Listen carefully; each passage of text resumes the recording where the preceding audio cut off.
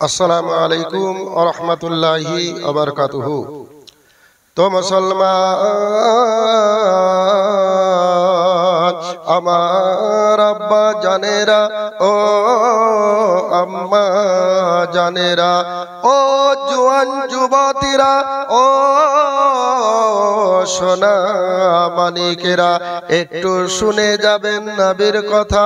আল্লাহর নবী হযরতে মুহাম্মদুর রাসূলুল্লাহ সাল্লাল্লাহু তাআলা আলাইহি ওয়াসাল্লামের যখন মা খাদিজাতুল কুবরা রাদিয়াল্লাহু তাআলা আনহার শাদী মুবারক হয়ে গেল, তখন তিনার যাবতীয় ধন সম্পদ যত তিনার অট্টালিকা ছিল সবই আপনার আমার নবী হযরতে নবী মুস্তাফা সাল্লাল্লাহু তাআলা আলাইহি ওয়াসাল্লামের পদ মুবারকে নিছাওয়ার করে দিয়ে হযরতে মা খাদিজাতুল কুবরা রাদিয়াল্লাহু তাআলা আনহা নবী পাক সাল্লাল্লাহু তাআলা আলাইহি ওয়াসাল্লামের দাসী রূপে তিনি খিদমতে তিনার জীবন অতিবাহিত করতে আরম্ভ করলেন।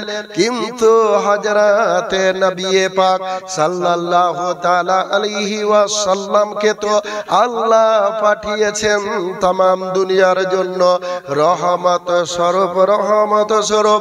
এই নবী এত ধন সম্পদ সহায় তিনি কি করবেন?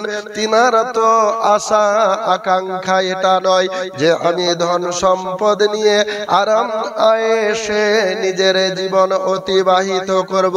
তিনার মনে সব সময় চিন্তা ওই আসমান যে বিনা খুঁটি খাম্বায় তিনি নিজ অবস্থায় দণ্ডায়মান হয়ে আছেন, একে দণ্ডায়মান কে করে রেখেছেন?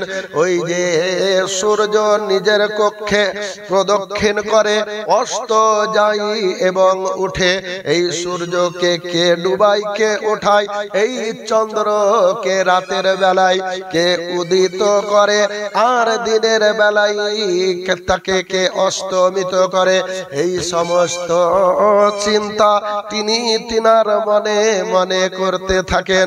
ও মুআজ্জাজ সামাইন ইকরাম, আর তো আর নবী পাক সাল্লাল্লাহু তাআলা আলাইহি ওয়াসাল্লাম ভাবেন কার হুকুমে এই বাতাস প্রবাহিত হয়, কার হুকুমে আসমান থেকে বৃষ্টি বর্ষণ হয়, কার হুকুম থেকে মানুষেরা যে ঘাস রূপ বীজ রোপণ করে, এই ঘাস রূপ বীজ থেকে কে সোনার ফসল প্রদান করেন, এই সমস্ত চিন্তাতে খোঁজে তিনি সব সময় ব্যস্ত হয়ে থাকতেন, অন্য মনস্ক হয়ে থাকতেন। এই সমস্ত কিছু প্রশ্নের উত্তর আপনার আমার নবী পাওয়ার জন্য তিনি একাকী হেরা পর্বত গিহায় গিয়ে ওই অদৃশ্যের ক্ষমতা যার দ্বারা গোটা পৃথিবী পরিচালিত হচ্ছে, সেই অদৃশ্য ক্ষমতার সন্ধানে তিনি ধ্যানমগ্ন হয়ে থাকতেন। মুআজ্জাজ সামাইন ইকরাম, আপনার আমার আম্মা জান হযরতে খাদিজাতুল কুবরা তিনার ধন সম্পদের প্রতি অনীহা দেখে এবং সংসারের প্রতি তিনার এইভাবে অনীহা দেখে তিনি বুঝতেন যে ইনি তো আখেরি নবী, তিনি যে এই সমস্ত চিন্তা ভাবনা করতে আছেন, এই সমস্ত চিন্তা ভাবনা বা তিনি যে সময় অতিবাহিত করতে আছেন এটা বৃথা নয়, এর পেছনে মহান আল্লাহ তাবারক ওয়া তাআলার কিছু মসলিহাত লুকায়িত আছে। ও মুআজ্জাজ সামাইন ইকরাম, তাই তিনি অধৈর্য হতেন না। আপনার আমার নবী যখন ওই গারে হিরায় গিয়ে একাকী ধ্যানমগ্ন হয়ে থাকতেন, তখন তিনি 2-5 দিনের জন্য কিছু খুরমা খেজুর সঙ্গে নিয়ে যেতেন এবং সেগুলো শেষ হলে আবার তিনি ঘরে আসতেন। ও মুআজ্জাজ সামাইন ইকরাম, মাঝে মধ্যে আপনার আমার অর্থাৎ উম্মুল মুমিনিন হযরতে মা খাদিজাতুল কুবরা রাদিয়াল্লাহু তাআলা আনহা নবী পাক সাল্লাল্লাহু তাআলা আলাইহি ওয়াসাল্লামকে তিনি এতই ভালোবেসেছিলেন, এত প্যার, এত মহব্বত করেছিলেন যে তিনি যখন 2-5 দিন ঘরে আসতেন না, তিনি তিনার জন্য কিছু খাবার নিয়ে ছুটে ছুটে যেতেন ওই গারে হিরা পর্বত উপত্যকার উপরে। সেখানে গিয়ে আপনার আমার নবী হযরত নবী মুস্তাফা সাল্লাল্লাহু তাআলা আলাইহি ওয়াসাল্লামের জন্য কিছু খাবার বেঁধে নিয়ে তিনাকে খাওয়ানোর জন্য এই সমস্ত কার্যকলাপ যখন তিনি করতে যেতেন, তিনি তো বিশাল অট্টালিকার মালিকিনী ছিলেন, তিনার তো কোনো কিছুর অভাব ছিল না। তিনার পেছনে দাস দাসী তিনার শরীরের পরিচর্যা করত। আজকে নবী মুস্তাফার প্রেমে পড়ে ওই হযরতে মা খাদিজাতুল কুবরা তিনি খালি পায়ে ওই পাথরের উপরে হাঁটতে হাঁটতে তিনার পা মুবারক সমস্ত কিছুই ছালা পড়ে যেত, রক্ত বের হতে আরম্ভ করত। এই অবস্থা হওয়ার পরে নবীর ভালোবাসায় তিনি কোনো কিছু জ্ঞান না করে ওই পাথরের উপরে, ওই পাহাড়ের উপরে তিনি নবীর পাগলিনী হয়ে সমস্ত আহার আদি পৌঁছতে নিয়ে চলে যেতেন। ও মুআজ্জাজ সামাইন ইকরাম, আপনার আমার নবী হযরতে নবী মুস্তাফা সাল্লাল্লাহু তাআলা আলাইহি ওয়াসাল্লাম যখন তিনার অবস্থা দেখলেন, ও খাদিজা রাদিয়াল্লাহু তাআলা আনহা, তুমি কেন এত উপরে পাহাড়ের উপরে এই পাথরের উপরে হেঁটে আমার জন্য খাবার নিয়ে এসছো? কেন তোমাকে নিয়ে আসতে হবে? তাই তিনি তিনাকে বারণ করতেন, কিন্তু মা খাদিজাতুল কুবরা রাদিয়াল্লাহু তাআলা আনহার মন যেন মানত না। তিনি সব সময় নবীকে খুশি রাখতে চাইতেন, খুশি দেখতে চাইতেন। তাই তিনি সমস্ত কষ্টের সম্মুখীন হলেও তিনাকে খাবার প্রদান করতে আসতেন। আপনার আমার আল্লাহ তাবারক ওয়া তাআলা মা খাদিজাতুল কুবরা রাদিয়াল্লাহু তাআলা আনহার উপরে সন্তুষ্ট হয়ে গেছিল। ও মুআজ্জাজ সামাইন ইকরাম, এমনি করতে করতে আপনার আমার নবী দো জাহান, আপনার আমার নবী এবং উম্মুল মুমিনিন হযরতে মা খাদিজাতুল কুবরা রাদিয়াল্লাহু তাআলা আনহার এইভাবে মধুর সম্পর্ক দিয়ে তিনাদের জীবন অতিবাহিত হতে আরম্ভ করলো। ও মুআজ্জাজ সামাইন ইকরাম, এইভাবে তিনাদের 6 থেকে 7 খানা কন্যা এবং পুত্র সন্তান হয়ে গেল। ও মুআজ্জাজ সামাইন ইকরাম, প্রত্যেক সন্তান মৃত্যুর জন্মার পরে পরে মৃত্যুবরণ করলেন। আবার কতক কন্যা তিনাদের শাদী মুবারক দেওয়ার পরে তিনারাও ইন্তেকাল করলেন। শুধু হযরতে মা ফাতিমাতুজ জাহরা রাদিয়াল্লাহু তাআলা আনহা ছাড়া নবী পাক সাল্লাল্লাহু তাআলা আলাইহি ওয়াসাল্লামের কোনো বর্ণনায় 6, কোনো বর্ণনায় 7। এই 6 বা 7 যতই কন্যা বা পুত্র সন্তান হোক না কেন, সব কিছুই আল্লাহর ডাকে সাড়া দিয়ে অপারে না ফেরার দেশে চলে গেছিলেন। ও মুআজ্জাজ সামাইন ইকরাম, বাপের ঘাড়ে ছেলের লাশ বহন, এটা পৃথিবীর থেকে সব থেকে কষ্টের কাজ, সব থেকে দুঃখের কাজ। কিন্তু আল্লাহ তাবারক ওয়া তাআলা তিনি নবী দো জাহান সাল্লাল্লাহু তাআলা আলাইহি ওয়াসাল্লামকে কামহারেরা যেমন পুড়িয়ে পুড়িয়ে লোহাকে হাতিয়ারে পরিণত করেন, সোনাওয়ালারা স্বর্ণকাররা যেভাবে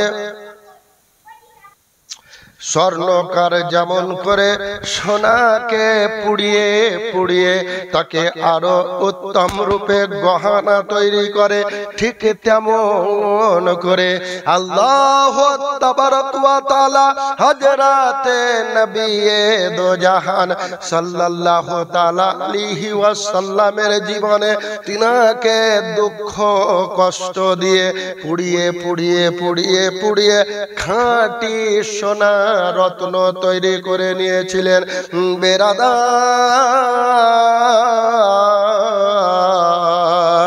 এইভাবে দীর্ঘ 15 বছর অতিবাহিত হয়ে গেল। ওই অদৃশ্যের স্রষ্টা আল্লাহ তাবারক ওয়া তাআলার ধ্যানে ধ্যানমগ্ন হয়ে তিনি তিনার জীবন অতিবাহিত করতে আছিলেন। তো বেরাদার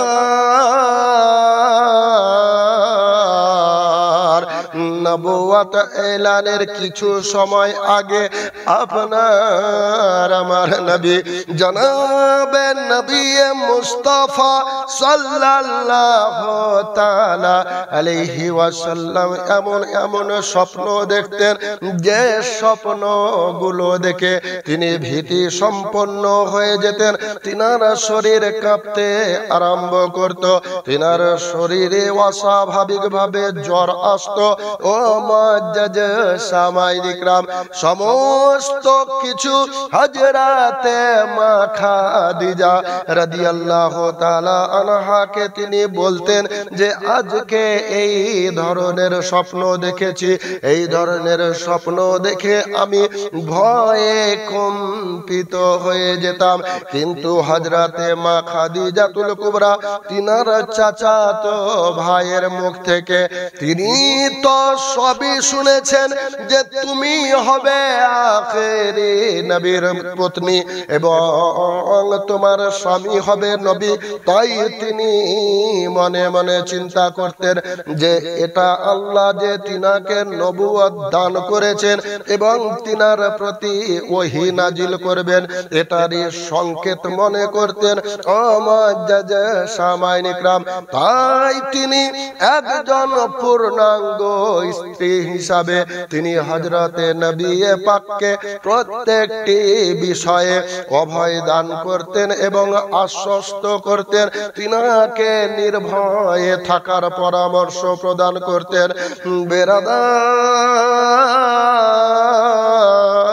বেরাদার এইভাবে নবী দো জাহান হযরতে নবী মুস্তাফা তিনি যখন একাকী পথ চলতেন, আসমান থেকে কে যেন ইয়া মুহাম্মদ ইয়া মুহাম্মদ ইয়া মুহাম্মদ ইয়া মুহাম্মদ বলে গায়েব থেকে আওয়াজ আসতো।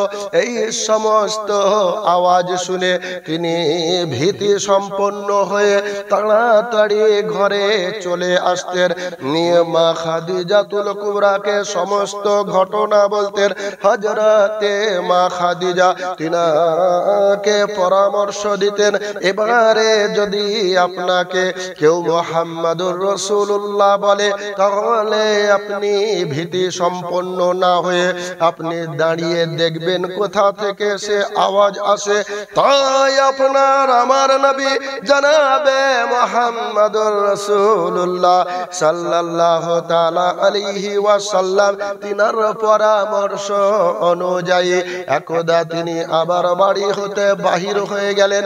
আবার একই আওয়াজ ইয়া মুহাম্মাদুর রাসূলুল্লাহ ইয়া মুহাম্মাদুর রাসূলুল্লাহ সাল্লাল্লাহু তাআলা আলাইহি ওয়াসাল্লামের ধ্বনি আসতে আছে।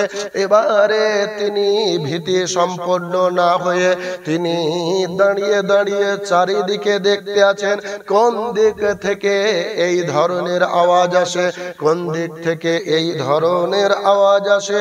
তিনি কোনো দিকে কোনো কিছু না দেখতে পেয়ে আসমানের দিকে তাকিয়ে দেখলেন, উপরে আসমান থেকে এই ধরনের আওয়াজ আসতে আছে। ও মুআজ্জাজ সামাইন ইকরাম, এই সমস্ত ঘটনা তিনার সঙ্গে যখন ঘটতে আছিল, হযরতে মা খাদিজা তিনাকে নানা রকম ভাবে আশ্বস্ত করতেন এবং অভয় প্রদান করতেন। বেরাদার, এইভাবে কিছুদিন অতিবাহিত হওয়ার পরে আপনার আমার নবী জনাবে মুহাম্মদুর রাসূলুল্লাহ সাল্লাল্লাহু তাআলা আলাইহি ওয়াসাল্লাম তিনি আবার ওই গারে হিরায় গিয়ে তিনি ওই অদৃশ্যের ক্ষমতার ধ্যানে, অদৃষ্টের পরিচালকের ধ্যানে তিনি নিমগ্ন হয়ে আছেন। এমত সময় হযরতে জিবরিল আমিন আলাইহি সাল্লাম আল্লাহ আদেশে ওই গারে হেরাতে এসে হযরতে নবী পাক সাল্লাল্লাহু তাআলা আলাইহি ওয়াসাল্লামের কাছে এসে তিনি প্রথমে সালাম বিনিময় করার পরে তিনি হযরতে নবী পাক সাল্লাল্লাহু তাআলা আলাইহি ওয়াসাল্লামকে বলতে আছেন, ইকরা ইকরা ইকরা ইকরা, অর্থাৎ হে নবী পড়ুন, হে নবী পড়ুন, হে নবী পড়ুন। আপনার আমার নবী হযরতে জিবরিল আমিন আলাইহিস সালামকে দেখে আবার তিনি ভীতি সম্পন্ন হয়ে গেলেন। তিনার শরীর থরথর করতে আরম্ভ করলো। এমত অবস্থায় তিনি বলছেন, আনা বিকারিন, অর্থাৎ মা আনা বিকারিন, অর্থাৎ আমি পড়বো না বা আমি পढ़ने वाला नहीं हूँ। ও মুআজ্জাজ সামাইন ইকরাম, তিন বার যখন ইকরা ইকরা ইকরা হযরতে জিবরিল আলাইহিস সালাম বললেন, আপনার আমার নবী পড়লেন না। কিন্তু হযরতে জিবরিল আলাইহিস সালাম নবী দো জাহানকে তিনবার বুকে জড়িয়ে ধরে তিনি শেষবারে বললেন, ইকরা বিসমি রব্বিকাল্লাযী খলাক, অর্থাৎ আপনি আপনার রবের নামে পড়ুন, রবের নামে পড়ুন। যখন বলেছেন আপনার আমার নবী ওই জিবরিল আমিনের শিখিয়ে দেওয়া আয়াতগুলো তিনি পড়তে আরম্ভ করলেন। তিনি পড়তে পড়তে মুআজ্জাজ সামাইন ইকরাম হযরতে জিবরিল আমিন তিনার প্রতি আয়াত নাজিল করে দিয়ে তিনি অদৃশ্য হয়ে গেলেন। এই ঘটনা নবী দো জাহান সাল্লাল্লাহু তাআলা আলাইহি ওয়াসাল্লামের সঙ্গে যখন ঘটলো, তিনি কাঁপতে কাঁপতে সেখানে অজ্ঞান হয়ে পড়ে গেলেন। ও বেরাদারান মিল্লাতে ইসলাম, এদিকে মা খাদিজাতুল কুবরা রাদিয়াল্লাহু তাআলা আনহা আপনার আমার নবী হযরতে নবী মুহাম্মদ সাল্লাল্লাহু তাআলা আলাইহি ওয়াসাল্লামকে চারিদিকে খোঁজাখুঁজি আরম্ভ করলেন। খোঁজাখুঁজি আরম্ভ করতে করতে তিনি দুইজন লোক নির্বাচন করলেন, করে গারে হিরাতে পাঠিয়ে দিলেন। সেখানে গিয়ে দেখছেন যে নবী অচৈতন্য অবস্থায় পড়ে আছেন।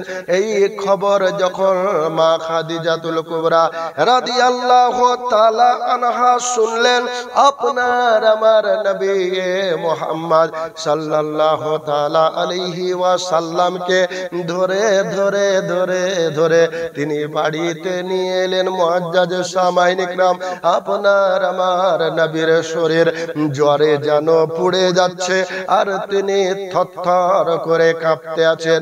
মা খাদিজাতুল কুবরা রাদিয়াল্লাহু তাআলা আনহাকে তিনি বলতে আছেন যে আমার গায়ের উপরে কম্বল চাপিয়ে দাও, কম্বল চাপিয়ে দাও, আমাকে বড় ভয় ভয় মনে হচ্ছে, আমার শরীর কাঁপতে আরম্ভ করেছে, আমার প্রাণের আশঙ্কা, আমার প্রাণের আশঙ্কা হইতেছে, জানি না আমার কি হবে।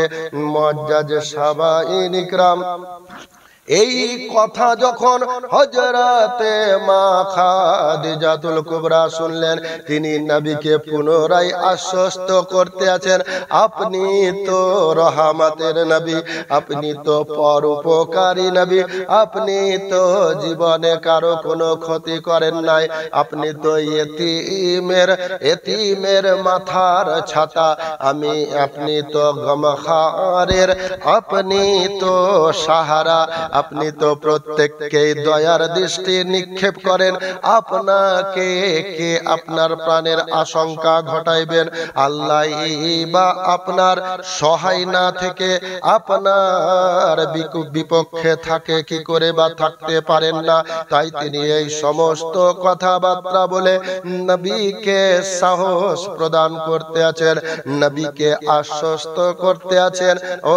ওহী নাজিল হলো আপনার আমার নবী হযরতে নবী মুস্তাফা সাল্লাল্লাহু তাআলা আলাইহি ওয়াসাল্লামের বড় শোচনীয় অবস্থা।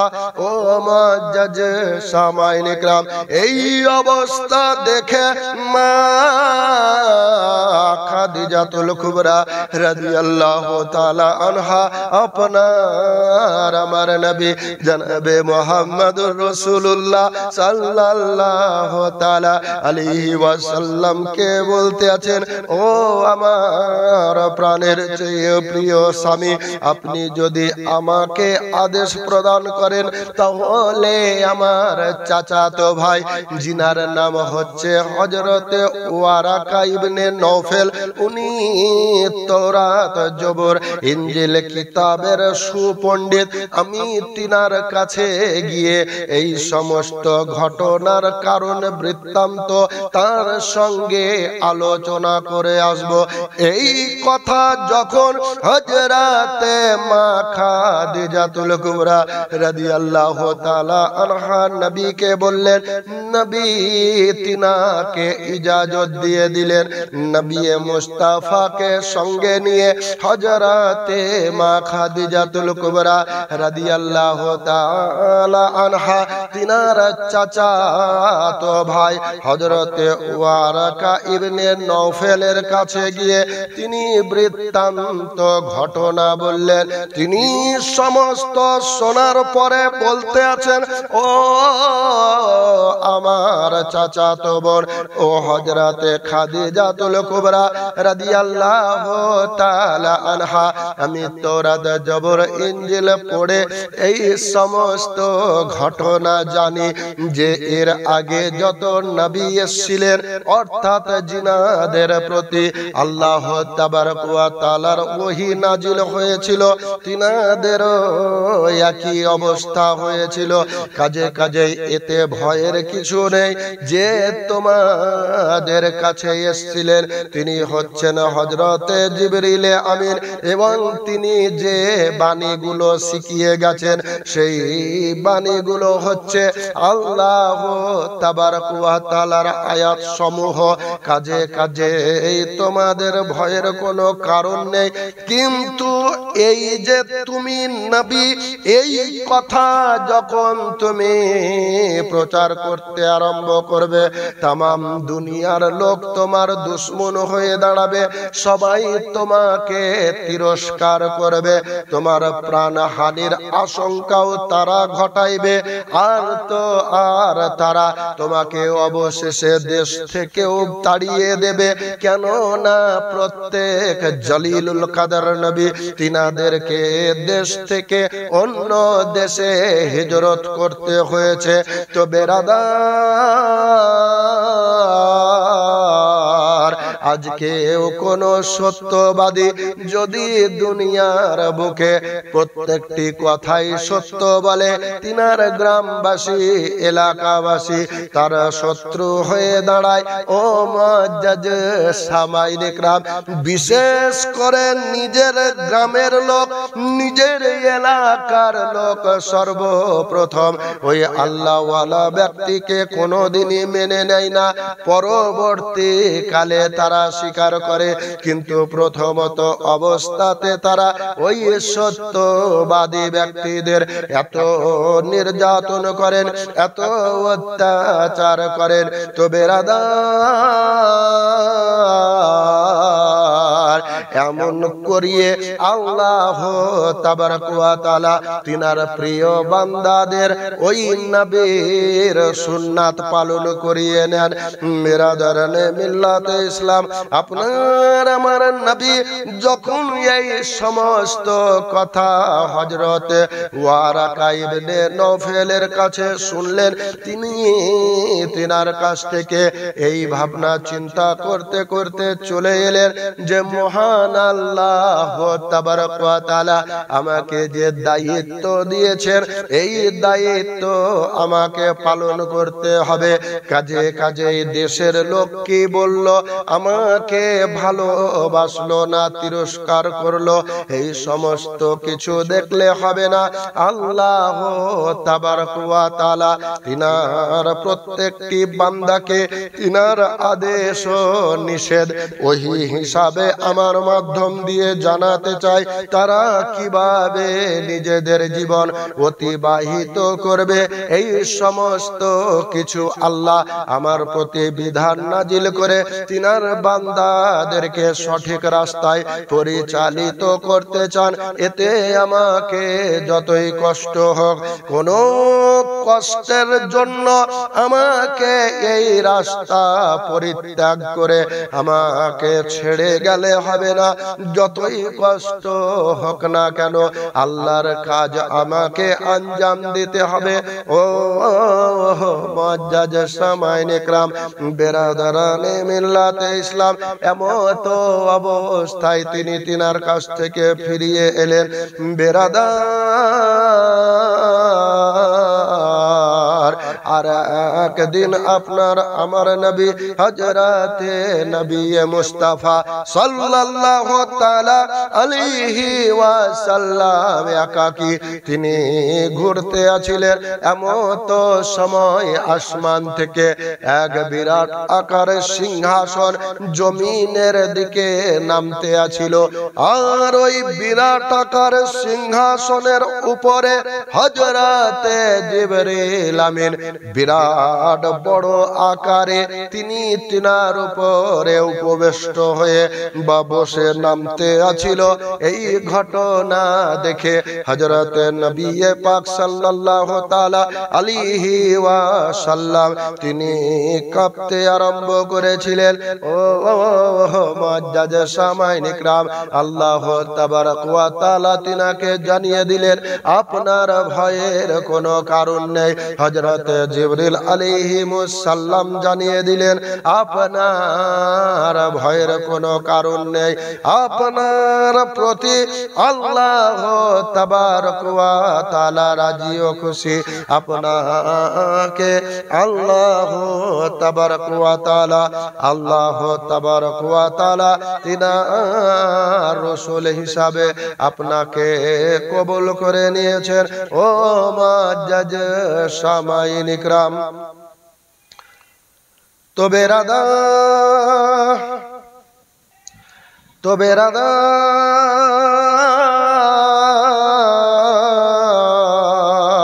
ও মুসলমানেরা, ও সোনা মানিকেরা, ও জওয়ান যুবতীরা, শুনে যাবে একটু নবীর কথা।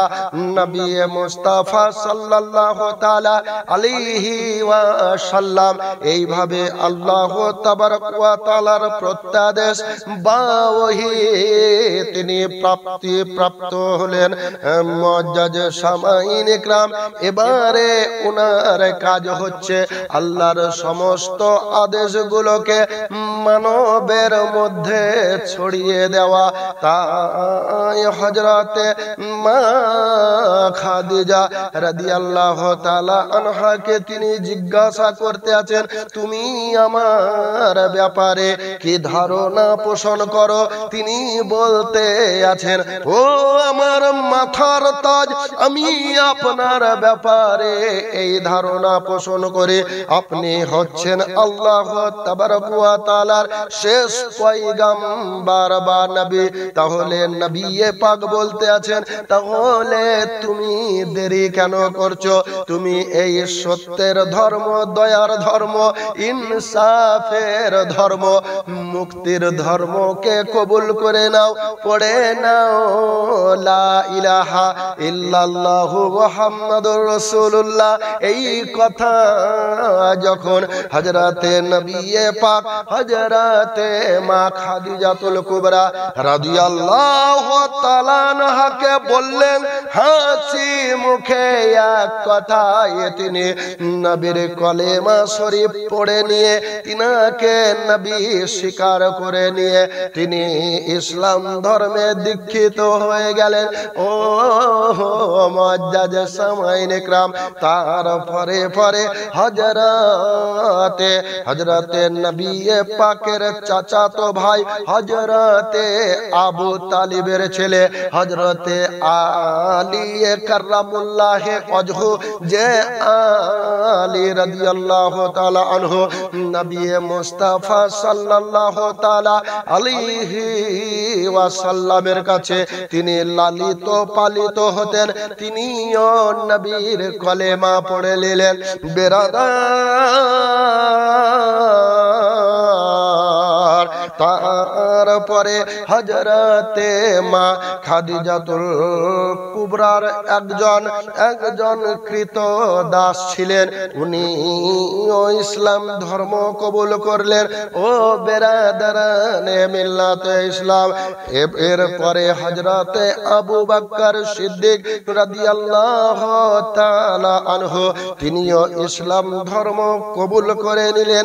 ও বেরাদারানে মিল্লাতে ইসলাম, আল্লাহর নবী হযরতে নবী মুস্তাফা সাল্লাল্লাহু তাআলা আলাইহি ওয়াসাল্লাম মনে মনে তিনি চিন্তা করলেন যে আমি সমস্ত কুরাইশ গোত্রের লোকদেরকে আমি ডেকে একত্রিত করে আমি ওই সত্যের ধর্ম, ওই মায়ার ধর্ম, ক্ষমতার ধর্ম, মমতার ধর্ম, ওই সত্য ধর্ম, শান্তির ধর্মের কথা আমি প্রত্যেকেই প্রচার করব।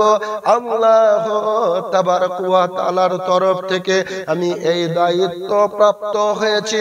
তাই তিনি একদা পাহাড়ের উপরে উঠে গিয়ে সমস্ত কুরাইশদেরকে ডেকে নিয়ে তিনি জিজ্ঞাসা করতে আছেন, ও আমার কুরাইশ বংশের লোকেরা, আমি যদি আপনাদেরকে বলি যে এই পাহাড়ের পিছনে একজন আপনাদের দুশমন লুকায়িত আছে, ওই দুশমন বেরিয়ে এসে আপনাদের চরম ক্ষতি করবে, তাহলে আমার এই কথা কি তোমরা বিশ্বাস করবে? ওই সমস্ত কুরাইশগণ বলতে আছে, কেন বিশ্বাস করব না? জীবনে আমরা আপনার মুখ থেকে কোনোদিন মিথ্যা কথা শুনিনি, আমানতের খিয়ানত করতে দেখিনি, কোনো অসৎ কাজের সঙ্গে আপনাকে যুক্ত হতে দেখিনি, আপনাকে এতিমের প্রতি, আপনার এতিমের মাথার উপরে আপনার হাত দেখেছি, গরিবদের জন্য আপনার দরদ মায়া মমতা দেখেছি। কাজে কাজে আমাদের ধারণা, আমরা তো আপনাকে আল আমিন অর্থাৎ সত্যবাদী উপাধি দিয়েছি, আমরা আপনার কথা বিশ্বাস করে নেব। এই কথা যখন সমস্ত মক্কাবাসী কুরাইশগণ তিনারা স্বীকৃতি প্রদান করলেন, আল্লাহর নবী বলতে আছেন, আমি আপনাদেরকে জানাতে চাই যে তোমরা যে পূর্বপুরুষের ধর্ম পালন করতে আছো, যে তোমরা মিথ্যা ধর্ম পালন করতে আছো, এই মিথ্যা ধর্ম তোমাদের কোনো কাজে আসবে না। তোমরা তোমাদের পৌত্তলিক ধর্ম পরিত্যাগ করে তোমরা দয়ার ধর্ম, মায়ার ধর্ম, ইনসাফের ধর্ম, সত্য ধর্ম, শান্তির ধর্ম কবুল করে নাও। না যদি তোমরা কবুল করো তাহলে আল্লাহ তাবারক ওয়া তাআলার তরফ থেকে তোমাদের প্রতি মহা গজব নাজিল হবে। এই কথা যখন তিনি বললেন তখন সমস্ত লোক তিনাকে ঠাট্টা বিদ্রূপ করে গালিগালা দিয়ে কেউ বা নবীকে পাগল হয়ে গেছে এই সমস্ত কথা বলে তারা নবীকে তিরস্কার করতে করতে নিজেদের গন্তব্য স্থানে চলে গেল। কেউ নবীর ডাকে সাড়া দিল না, কিন্তু আল্লাহর নবী জনাবে মুহাম্মদুর রাসূলুল্লাহ সাল্লাল্লাহু তাআলা আলাইহি ওয়াসাল্লাম আল্লাহর প্রতি নিরাশ হলেন না। তিনি তিনার উপরে ভরসা রেখে আশাধারী হয়ে তিনি তিনার ধর্ম পালন করার কার্যকলাপ তিনি ছড়াতেই থাকলেন। হযরতে নবী পাক সাল্লাল্লাহু তাআলা আলাইহি ওয়াসাল্লাম তিনি আল্লাহর প্রতি ভরসা রেখে তিনি মানুষের তিরস্কার শুনে, তিনি মানুষের নানা রকম কমেন্ট কথাবার্তা শুনে তিনি সেখান থেকে ফিরে এলেন।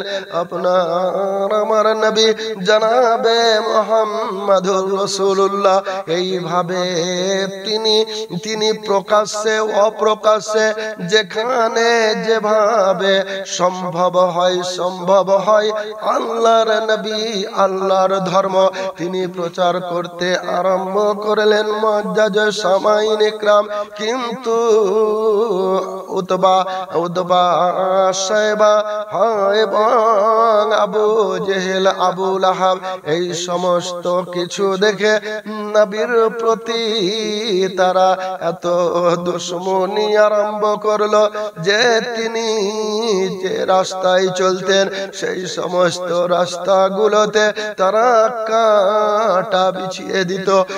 কোন সময় নবীর জন্য খাল করে রাখতো যে নবী যেন এই রাস্তায় এই খালের উপরে পড়ে গিয়ে সে জীবন নিঃশ্বাস ত্যাগ করেন এবং ইসলাম ধর্ম প্রচার করতে না পারেন। তাই তারা নানাবিধ প্রচেষ্টা চালাতে থাকলো। এদিকে নবী ও ইসলাম শত বাধার সম্মুখীন হয়েও ইসলাম তিনি প্রচার করতে আরম্ভ থাকলেন।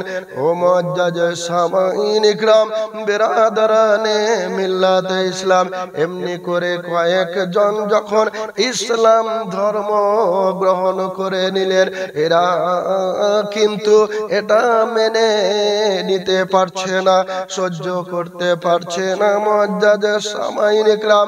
তাই তারা যারা নব মুসলিম তাদের প্রতিও এমন ভাবে অত্যাচার আরম্ভ করলো, কাউকে বা কারাগারে নিক্ষেপ করে বন্দী করে রাখলো এবং তাকে বলে দিল যতক্ষণ পর্যন্ত না মুহাম্মদ আহাদুন অর্থাৎ দিন ইসলাম পরিত্যাগ না করবে ততক্ষণ তোমাকে এই গৃহেই বন্দী রাখা হবে।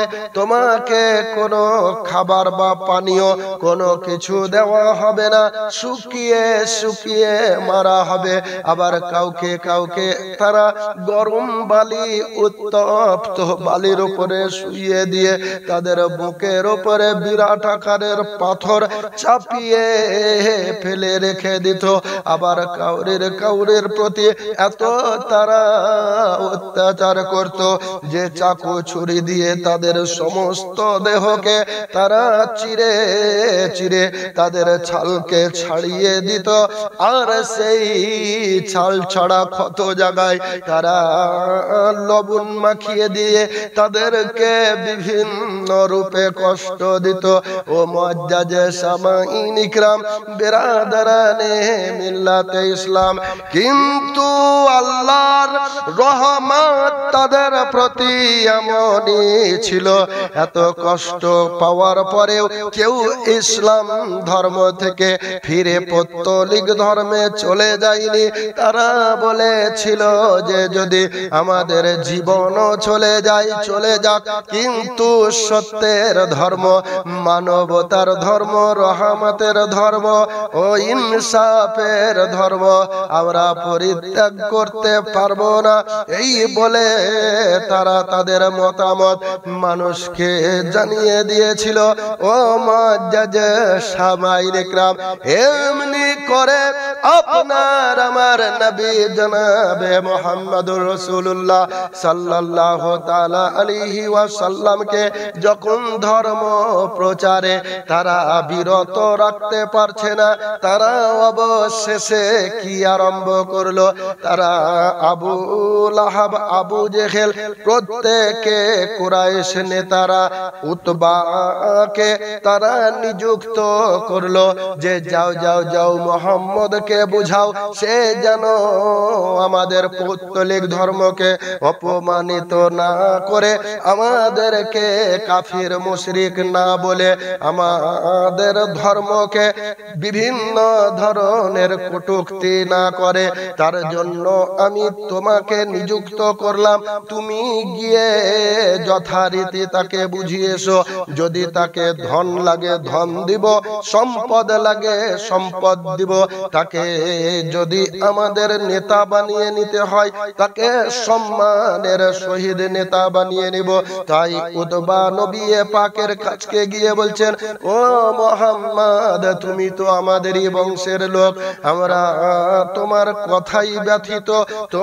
তুমি আমাদের ধর্মকে অপমান করতে আছো, তুমি আমাদের ধর্মের উপাসকদের অপমান করতে আছো, এটা আমাদেরকে খারাপ লাগে। কাজে কাজে তুমি কি চাও বলো, তোমার মনের উদ্দেশ্য কি বলো? তুমি কি কোনো সুন্দরী নারী চাও? যদি সুন্দরী নারী চাও, আরব দেশের সমস্ত সুন্দরী নারীর সঙ্গে তোমার বিয়ে দিয়ে দিব। আবার যদি তুমি টাকা পয়সা চাও, তাহলে এত তোমাকে ধনরত্ন দিব, তামাম জিন্দেগিতে 2 হাতে খরচ করে তুমি সমস্ত অর্থ শেষ করতে পারবে না। মান সম্মান চাইলেও আমরা তোমাকে মান সম্মান প্রদান করব। এই ধরনের নানা ধরনের লোভ লালসা নবীকে দেখাতে আরম্ভ করলো। অবশেষে আল্লাহর নবী তিনি বলতে আছেন যে দুনিয়ার ধন সম্পদের মায়া মমতা এই সমস্ত কিছু হলো ক্ষণিকের সুখ, চিরদিনের জন্য সুখ প্রদান করতে পারে না। দুনিয়াতেও পারে না, আখিরাতেও পারে না। দুনিয়ার রমণীর পেছনে ছুটে বেড়া, এটাও আল্লাহ তাবারক ওয়া তাআলার প্রিয়দের কর্তব্য নয়। দুনিয়াতে যা কিছু ঘটে আল্লাহর ইশারায় ঘটে, ক্ষমতায় ঘটে। ওই আল্লাহর আদেশ প্রত্যেককে মেনে নেওয়া উচিত। কেউ নিজে আমি মোড়ল হব, বাদশাহ হব বা হাকিম হব নিয়ে আমি দুনিয়াতে হুকুম জারি করব। এই ধরনের পিপাসা রাখা আল্লাহর সঙ্গে শিরিক করার সমতুল্য।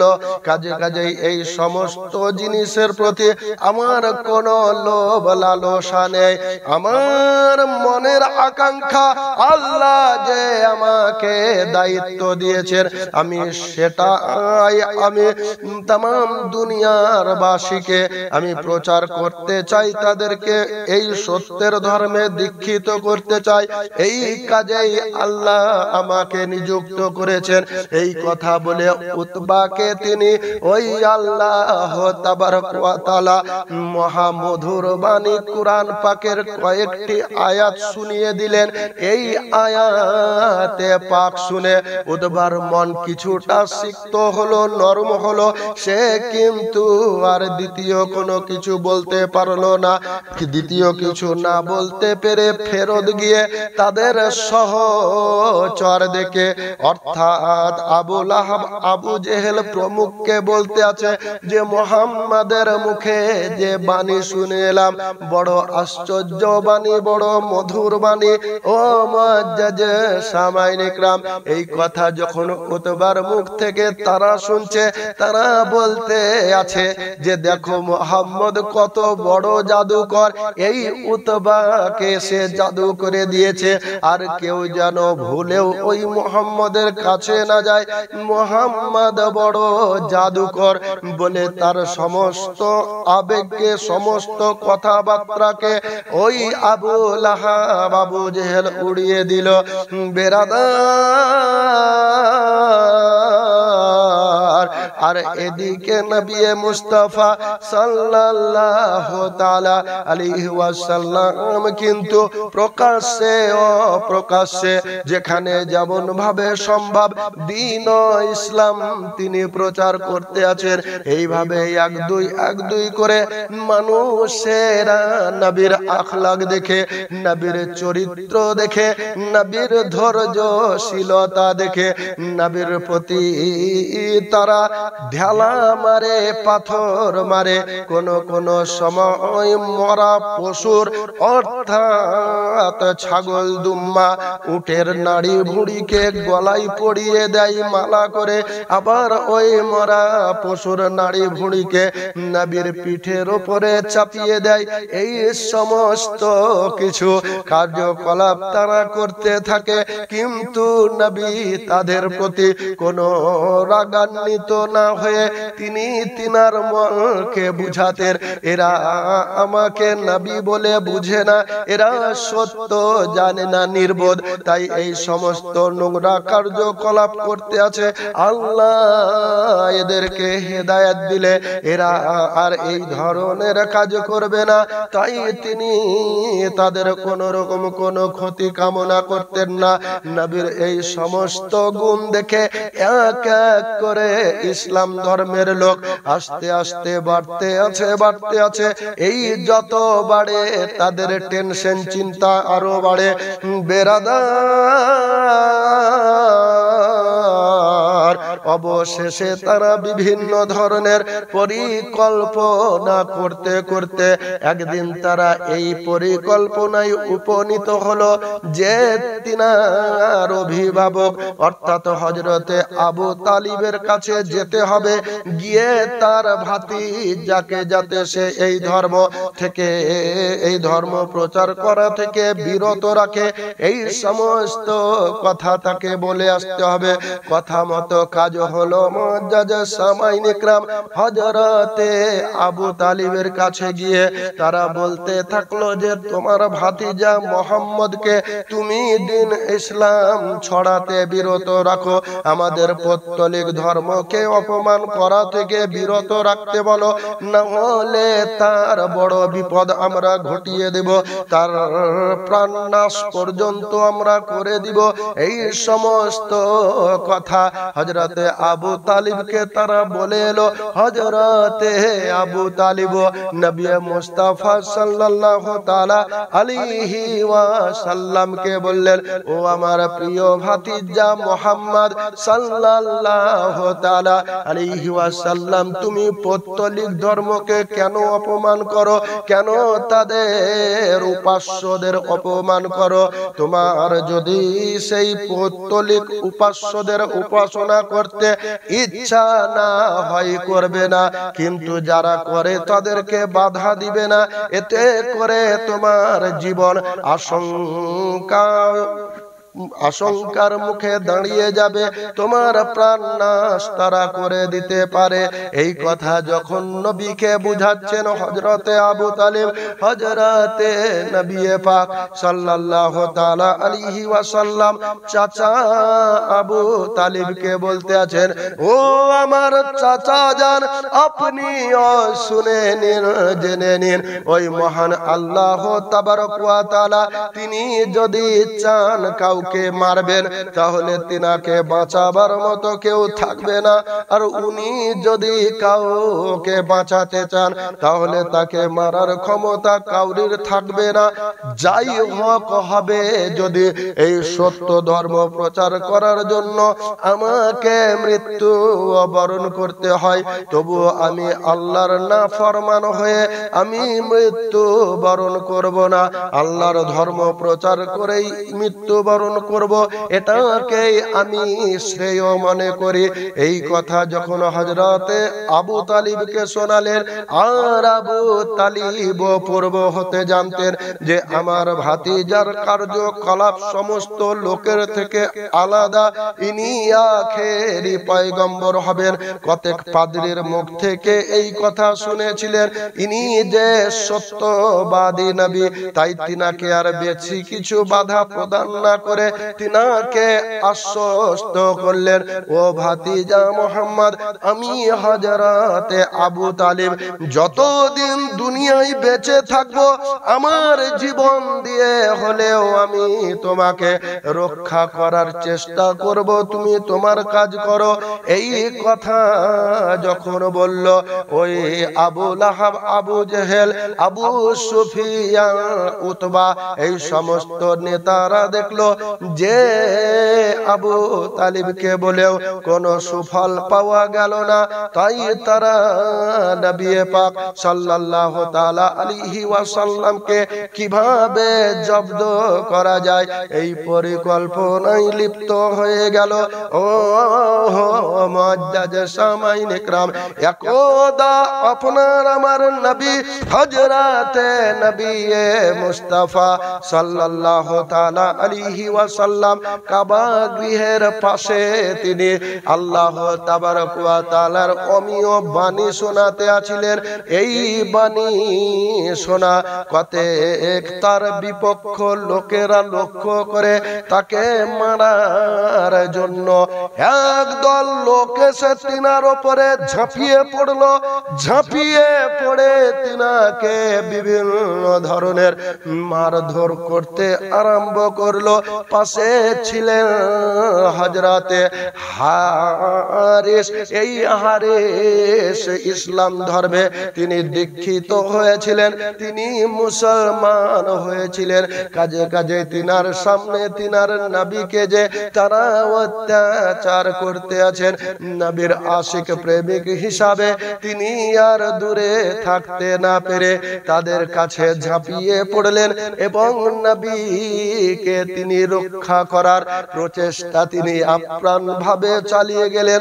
প্রচেষ্টা চালাতে চালাতে নবীকে তিনি তো রক্ষা করলেন, কিন্তু নিজের জীবন প্রদীপ ওই কাফির মুশরিকদের, ওই বদওয়াক্তদের আঘাতে তিনার জীবন প্রদীপ নিভিয়ে গেল।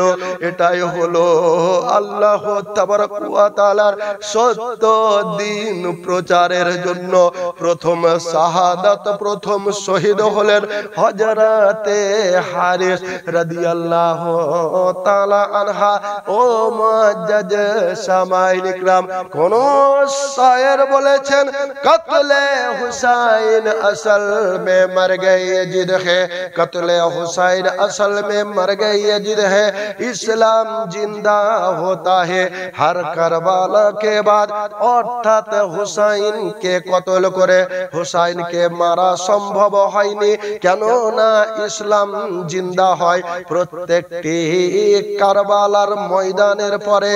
ও মুআজ্জাজ সামাইন ইকরাম, এই ইসলামের প্রথম শহীদ হযরতে হারিস রাদিয়াল্লাহু তাআলা আনহুর তিনার পবিত্র রক্ত পান করে ইসলাম আবার ফুলে ফেপে উঠল, নতুন করে উজ্জীবিত হয়ে এই সমস্ত অত্যাচার অনাচার দেখে মানুষেরা ইসলামের প্রতি আকৃষ্ট হয়ে গেল। আকৃষ্ট হয়ে এক দুই করে ইসলাম ধর্ম গ্রহণ করতে থাকলো। এরপর আখিরি দাওয়ানা আনিল হামদুলিল্লাহি রাব্বিল আলামিন। আসসালামু আলাইকুম ওয়া রাহমাতুল্লাহি ওয়া বারাকাতুহু।